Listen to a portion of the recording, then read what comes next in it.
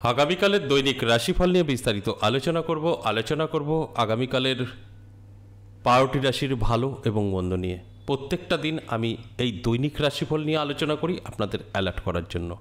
আগামীকাল 12 মে সোমবার, বুদ্ধ পূর্ণিমা তিথি, সাথী নক্ষত্র, বরিয়ান যোগ ও জন্মরাশি তুলা। এবার 12টি রাশিকে নিয়ে বিস্তারিত আলোচনা করব ভালো ও মন্দ নিয়ে। কারণ প্রত্যেকটা দিন আমাদের প্রত্যেকের ভালো কখনো থাকতে পারে না, আবার প্রত্যেকের খারাপও থাকতে পারে না।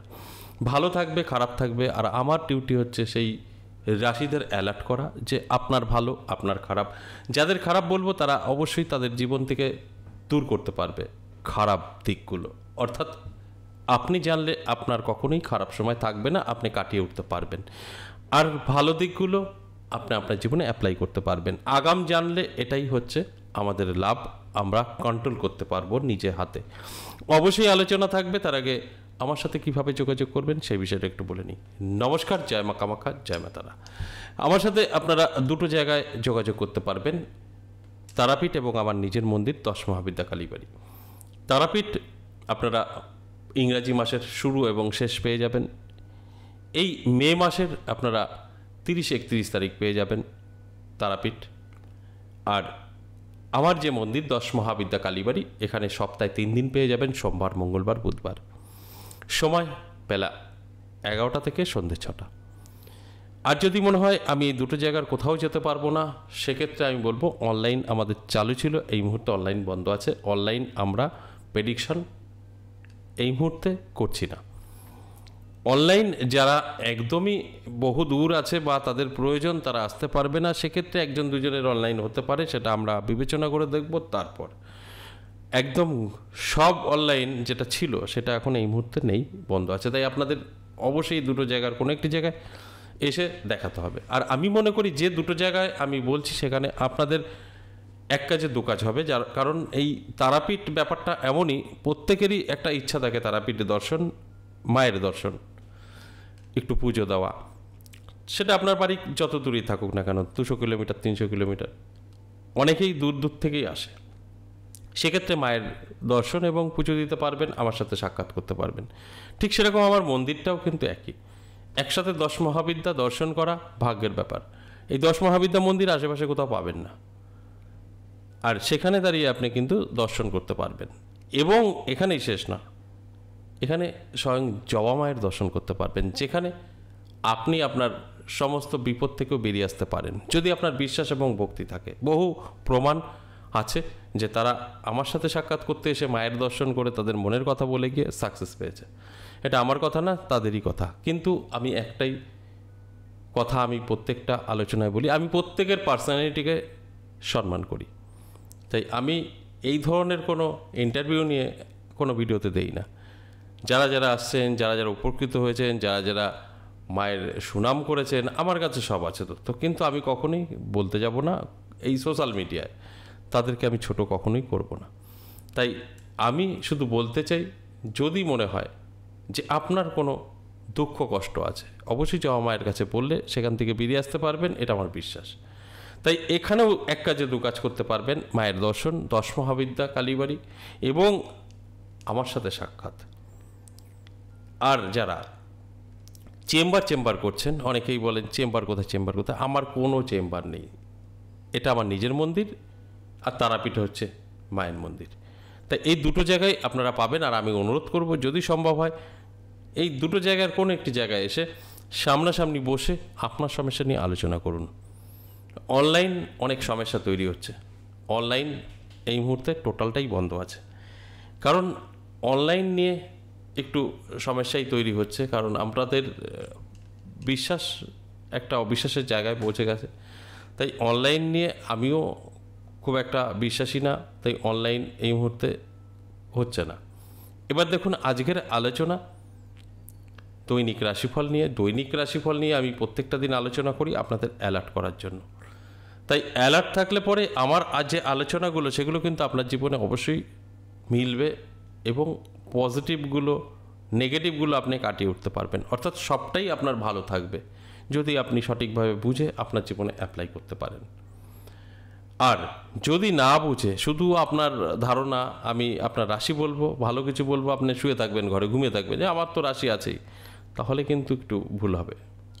আপনার চেষ্টা পরিশ্রম অবশ্যই থাকতে হবে, তার সাথে সাথে এই ভালো সময় একত্রে একটা জীবনের পরিবর্তন হয়।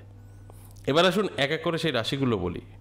যদি মেষ রাশির কথা বলি তাহলে বলবো মোটামুটি থাকছে। মেষ রাশির জাতক জাতিকাদের আর্থিক দিক থেকে উন্নতি হবে, সম্পর্ক মজবুত হবে, এগুলো ভালো থাকছে, তাই খারাপ বলা যাবে না। আমি বলবো অ্যালার্ট থাকুন, চোখ কান খোলা রাখুন, চেষ্টা পরিশ্রম যদি সব ঠিকঠাক থাকে অবশ্যই আপনার সময়টা ভীষণ শুভ। এরপর বিশ্বরাশির জাতক জাতিকাদেরও দারুণ সময় থাকবে। বিশ্বরাশির জাতক জাতিকাদের বলবো চোখ কান খোলা রাখুন, অ্যালার্ট থাকুন, আপনার যে কোনো স্বপ্ন পূরণ করতে পারবেন, নানা দিক থেকে সুযোগ সুবিধা আপনি পাবেন, কারণ আপনার সময়টা অত্যন্ত শুভ। এরপর মিথুন রাশির জাতক জাতিকাদের কিন্তু সতর্ক থাকতে হবে, নানাভাবে প্রতারিত হওয়ার সম্ভাবনা আছে। আপনাকে কেউ ঠকাতে পারে, আপনাকে নানাভাবে প্রতারিত করতে পারে, মান অপমানিত কথা শুনতে হতে পারে, তাই আপনার সতর্ক থাকা অবশ্যই জরুরি। আপনার জন্য কিন্তু আগামীকাল দিনটি খুব একটা শুভ নয়। এরপর কর্কট রাশির জাতক জাতিকাদের মোটামুটি ভালো থাকছে, আটকে থাকা কাজ ক্লিয়ার হবে, নানাভাবে সুযোগ সুবিধা পাবেন, এগুলো কিন্তু পজিটিভ, এগুলো ঘটবে। তাই আমি বলবো অবশ্যই অ্যালার্ট থাকুন, চোখ কান খোলা রাখুন। আমি যে কথাগুলো বলছি আপনি কিন্তু সবটা মিলিয়ে নিতে পারবেন, কারণ আপনার ভালো সময়, আর ভালো সময় ভালো কিছুই ঘটবে যদি সঠিকভাবে আপনি আপনার জীবনে অ্যাপ্লাই করতে পারেন। এরপর সিংহ রাশির জাতক জাতিকাদেরও কিন্তু খুব ভালো সময় থাকবে আগামীকাল। সিংহ রাশির জাতক জাতিকাদের উদ্দেশ্যে বলবো অ্যালার্ট থাকুন, চোখ কান খোলা রাখুন, নানাভাবে সুযোগ সুবিধা কিন্তু আপনিও পাবেন, যে সুযোগ সুবিধা আপনার জীবনকে বদলে দিতে পারে, তাই অ্যালার্ট করাটা আমার কাজ। এরপর আপনার দায়িত্ব সঠিকভাবে চলা। এরপর কন্যা রাশির জাতক জাতিকাদের কিন্তু খুব একটা ভালো সময় যাবে না, আপনাদের নানাভাবে চাপ তৈরি হবে, টেনশন, দুশ্চিন্তা, ঋণগ্রস্ত হয়ে যাওয়ারও কিন্তু সম্ভাবনা থাকছে।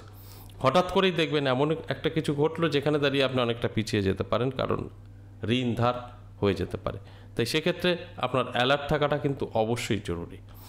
এরপর তুলা রাশির জাতক জাতিকাদেরও কিন্তু খুব একটা ভালো যাবে না। তুলা রাশির জাতক জাতিকারা যারা আছেন তাদের উদ্দেশ্যে বলবো চোখ কান খোলা রাখুন, অ্যালার্ট থাকুন, নানাভাবে কিন্তু আপনারও সমস্যা তৈরি হবে। কোন কোন দিক থেকে সম্পর্ক নষ্ট হতে পারে, নানাভাবে আর্থিক ক্ষতি হতে পারে, নানাভাবে এগুলো অ্যালার্ট থাকলে আপনি এড়িয়ে যেতে পারবেন। তা না হলে কিন্তু আমি যে কথাগুলো বলছি এগুলো আপনার সাথে মিলবে, আর যদি আপনি অ্যালার্ট থাকতে পারেন তাহলে এগুলোকে কাটিয়ে উঠতে পারবেন। এরপর বৃশ্চিক রাশির জাতক জাতিকাদেরও কিন্তু সময়টা ভালো থাকবে, তাই আমি বলবো অ্যালার্ট থাকুন, চোখ কান খোলা রাখুন, নানাভাবে আপনার জীবনে সুযোগ সুবিধা আসবে, নানাভাবে আপনার জীবনে কিন্তু একটা পরিবর্তন হওয়ার সুযোগ পাবে। এই পরিবর্তনটা যদি আপনি সঠিকভাবে করতে পারেন তাহলে পিছনে কখনোই তাকাতে হবে না, নানাভাবে আপনাকে কিন্তু সাহায্য এবং সহযোগিতা করবে কেউ না কেউ, কারণ আপনার সময়টা যথেষ্ট শুভ। ধনুরাশি সতর্ক থাকতে হবে। ধনুরাশির জাতক জাতিকাদের কিন্তু একটু চাপের বিষয় থাকবে, নানাভাবে বাধার সম্মুখীন আপনি হবেন, ভালো খারাপ সবকিছুই বাধা, এই বাধাটা কিন্তু আপনার আগামীকাল থাকছে। এর জন্য অ্যালার্ট থাকুন, চোখ কান খোলা রাখুন, দেখবেন কিছু হলেও আপনি রিলিফ পেতে পারেন। এরপর মকর রাশির জাতক জাতিকাদেরও কিন্তু খুব ভালো বলা যাবে না। মকর রাশির জাতক জাতিকাদের যদি কোনো রকম অশান্তি আপনার স্ত্রী সন্তানের সাথে বা আপনার মা বাবার সাথে থেকে থাকে, সেই জায়গাটা কিন্তু একটা বড় আকার নিতে পারে।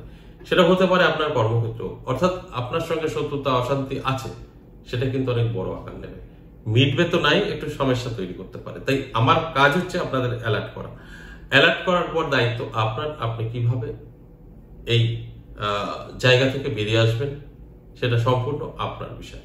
যে কারণে আমি বলি যে আগে ভালো করে বুঝতে হবে, তারপর আপনার জীবনে অ্যাপ্লাই করতে হবে, তারপরে গিয়ে কোনো একটা ফলাফল আপনি পেতে পারেন।